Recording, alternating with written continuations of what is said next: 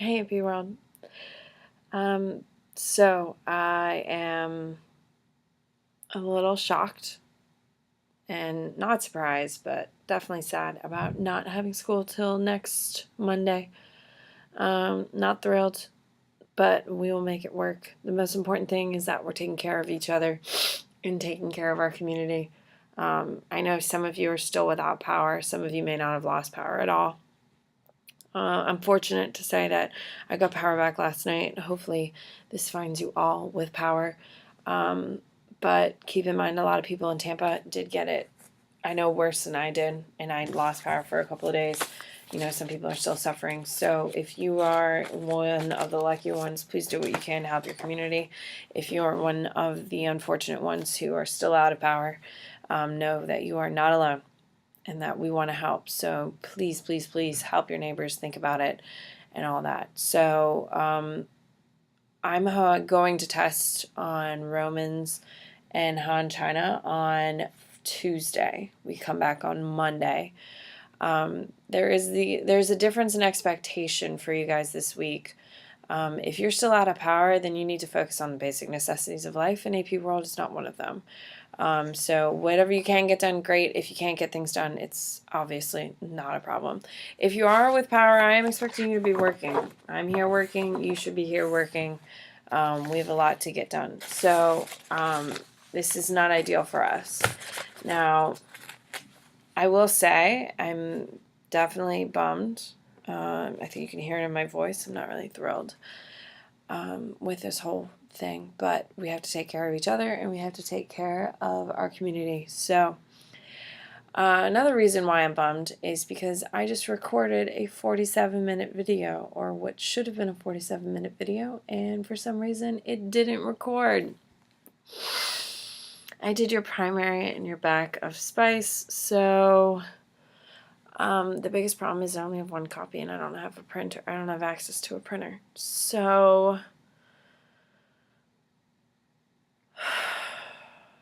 to say annoyed would be an understatement. Now, I've already done this once for AP Psych. I recorded a video but didn't record a video and used up all my paper. So, yeah. What I'm going to do is I'm going to show you what I wrote, and then you guys can kind of make those notes. I just don't have another one to do it. I would do another one, but I just don't have another one. Yeah, so let's get to it. I'm going to go through it. This is really annoying. So I'm already cranky. Ask my husband, he'll tell you. I'm already cranky about everything that's going on and upset and bummed. And I'm worried about you guys. And then I do something really stupid, which is not record something I was supposed to be recording, but thought I was recording. And it was good. It was good. It was good. So, well, there's no point fussing about it. It's not going to change. So, all right. Let's go and take a look at the primary source that I already did for you. It already has all the answers on it because I am a moron. So, let's take a look. So, all right. So, as you can see, I wasn't lying when I said I've already done the answers for you because I've already done it. I thought was with you, but it wasn't. So, I'm just going to go through and read. So if I go too fast, feel free to pause it, rewind it, or just pause it. Or you can just not even listen to me. Actually, that is a thing. So, in praise of the Roman Empire. By the 2nd century CE, the Roman Empire, now encompassing all of the Mediterranean basin and beyond, was in its glory days. With conquest largely completed, the Pax Romana, which is 200 years of Roman peace, which of course was started by Augustus. This is known as Rome's Golden Age. Generally prevailed and commerce flourished, as did the arts and literature. The empire enjoyed a century of autocratic. When we talk about autocratic, what we mean is the emperor has complete control over the empire. If you've ever seen Gladiator, that's what we're talking about for autocratic rule. But generally benevolent rule. Benevolent is kind, focused on the people. You know, if you're going to have an autocratic ruler, you want them to be benevolent. In 155 CE, a well-known scholar and orator from the city of Smyrna on the west coast of Anatolia, present-day Turkey, arrived for a visit to the imperial capital of Rome. He was Athelius Aristides, a widely traveled Greek-speaking member of the wealthy landowning family whose members had been granted Roman citizenship. Now, Roman citizenship, you're granted citizenship to Rome because you have a value to Rome. If Rome came over and conquered your territory, you did not immediately become Roman citizens. You were essentially just part of the Roman Empire, not a citizen. The fastest way to become a citizen was through military, so they became Roman citizenships either because they're good merchants and they wanted to bring them in, or military. While in Rome, Aristides delivered an imperial court in front of the Emperor Antonius, a formal speech of praise and gratitude known as a panegyric, or celebrating the virtues and accomplishments of the Roman Empire. As someone from a smaller part of the empire, having the Roman Empire come in and essentially civilize it and all that, we can see has a great impact. All right, so praise. So what this shows us is that smaller conquered pieces of land are actually going to be appreciate the larger impact of the Roman Empire. All right, so Pericles. Pericles is going to be Greek. He's Greek. However, the reason why we talk about Pericles when we are in Rome is because the Greek Empire is going to be the foundation for the Roman Empire. I told you when we got back to Rome, we'd come back to Greece, and here we are. So this is Pericles' funeral oration. If Pericles is speaking at the funeral oration, it's obviously not his funeral, because you won't be speaking at your own funeral because you'll be dead. So he is speaking at a funeral. So here we go. Our form of government does not enter into rivalry with institutions of others. Okay, so they're not fighting over political ideology. We do not copy our neighbors, but are an example to them. It is true that we are called a democracy, for the administration is in the hands of many, not in a few. Okay, it's important that we point out that it's the second to do it in Greece. Okay, it's only landowning men can vote. Sorry, this is so weird to do it this way. I'm so sorry. I can't believe I'm such an idiot. But while the laws secure equal justice to all alike in their private disputes, the claim of excellence is also recognized, and when a citizen is in a way distinguished, he is preferred to the public service, not as a matter of privilege, but as a reward for merit. So only true, capable people are given public offices. Okay? Neither poverty a bar, but a man may benefit his country, whatever be the obscurity of his condition. There is no exclusiveness in our public life, and in our private intercourse we are not suspicious of one another, nor angry with our neighbor if he does what he likes. While we are thus unconstrained in our private intercourse, a spirit of reverence pervades our public acts. We are prevented from doing wrong by respect of authorities and for the law. So people can do as they want, no intrusion, but cannot break the laws. So you can do whatever you want as long as you're not breaking the law. So I'll give you a second to write that down.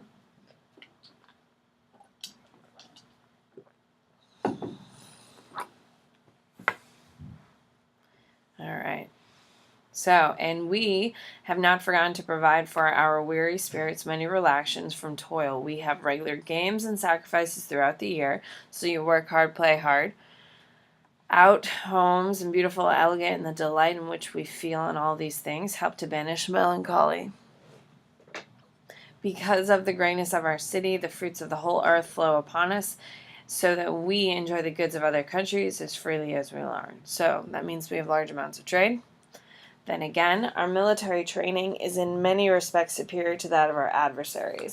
Our city is thrown open to the world, and we never expel a foreigner or prevent him from seeing or learning anything of which the secret, if revealed to an enemy, might profit him. We rely not upon management or trickery, but upon our own hearts and hands. So society is open to outsiders, no suspicion, but will fight if necessary.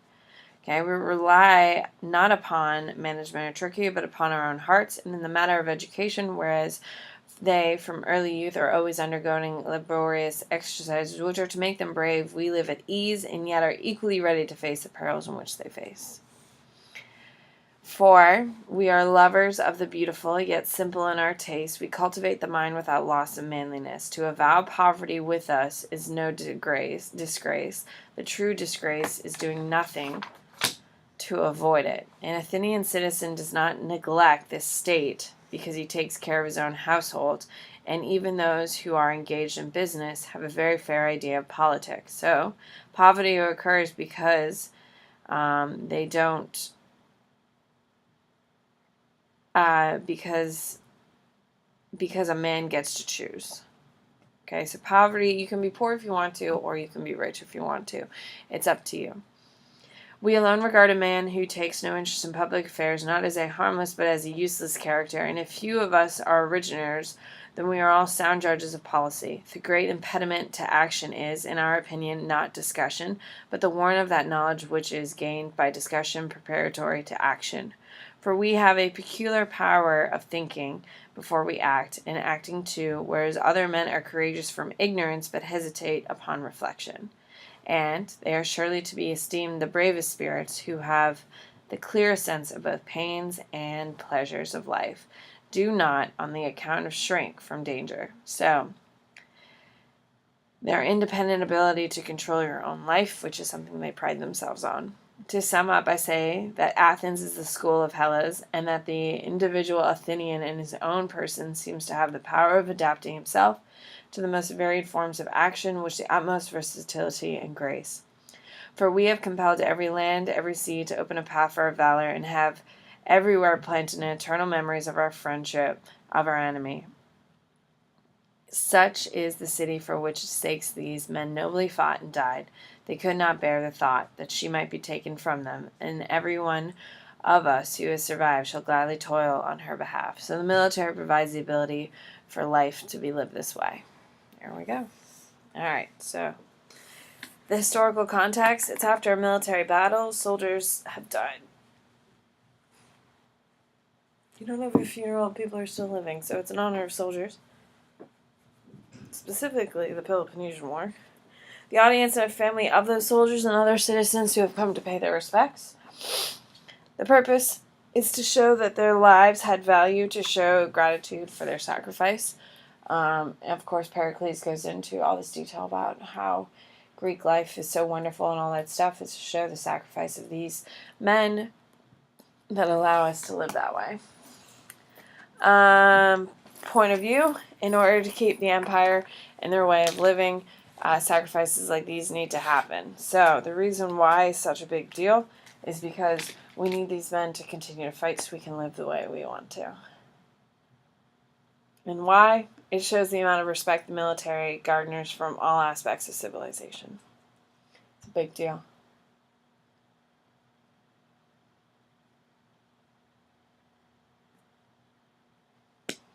All right. So, Pericles, how does Pericles describe Athenians as democracy? He believes that is the highest achievement and the gold standard. Does his government democracy derive from fundamental principles such as humanity, equality, or from partial benefits that derive from such a system? He doesn't believe in human equality, as in everyone is the same. He believes that everyone should have the opportunity to choose their path, taking both possibilities and negativities of that choice. Well, what kind of citizen does he believe democracy produce? Keep in mind that not everyone shares his idealized view of Athenian democracy. How might critics? He believed democracy created knowledgeable citizens who were engaged in both economics and political platforms. He did recognize that in this fact that the system does not force people to follow or participate. So he is aware that it doesn't force you to. Although Pericles praised Athenian military prowess, his city lost the Peloponnesian War. In what ways does this affect his assessment? This affects his argument because the autocratic government beat him, but his dream will be achieved again under Roman rule. So there is your study guide. Obviously not ideal. I don't have another back to the back of spice. So, I guess you guys have it really, really easy instead of just pretty easy. So, awesome. I'm so bummed right now. I can't even. Alright, so let's talk about it.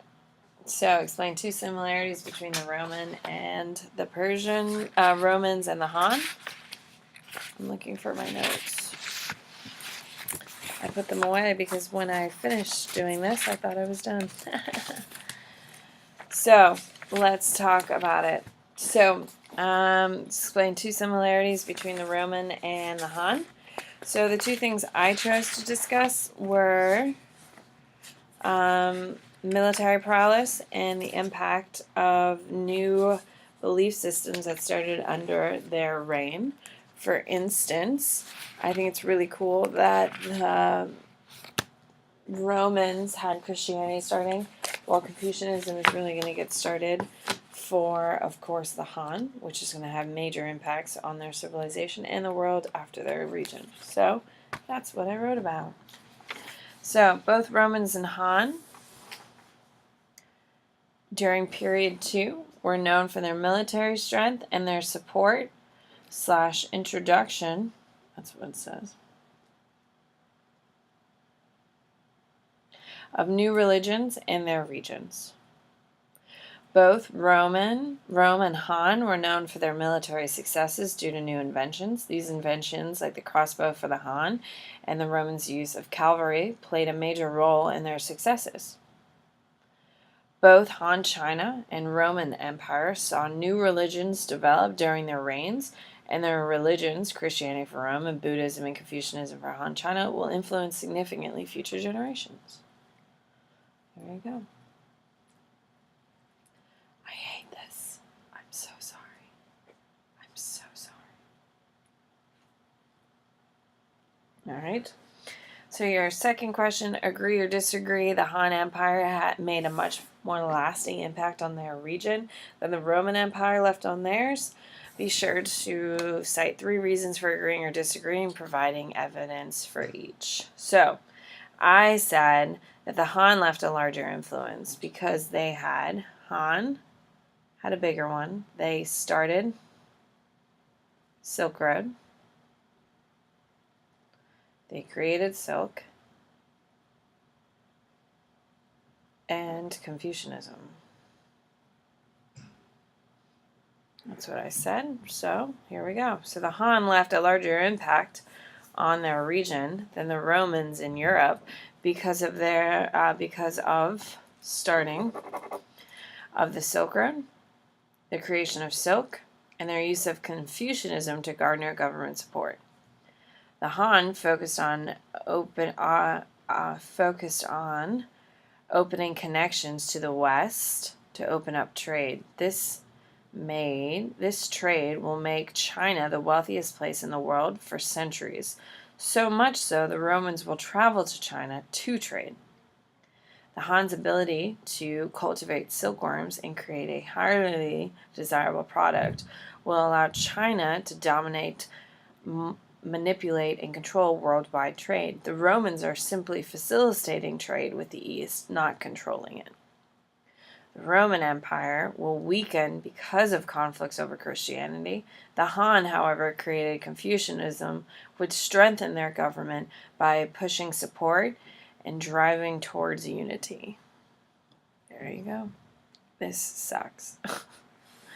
I'm so sorry. I'm so disappointed in myself. And if this isn't recording, even though I double checked this, it is, I'm done. So, there you go. Do the best you can. I'm so sorry. It was a really good video the first time I did it. So, you can play, repeat, do whatever you need to see. Alright, guys. So, like I said, my thoughts are with you. Definitely a little down just thinking about you guys wondering, worrying, stuff like that. So, I hope this gets to you and you're all sitting around me and you're like, what's she so worried about? Everything's fine. Anyway, I will see you on Monday. I am going to start posting videos for week 6. That's officially done with week 5. Not ideal at all, especially with the fact that I messed up my recording. But we will get through it. So I'm going to start my map right now for week 6. So anyway, I hope this finds you with power, water, TV. Wouldn't that be nice? Anyway. Alright guys, I'll see you on Monday in person, but I'm going to keep posting videos. See ya.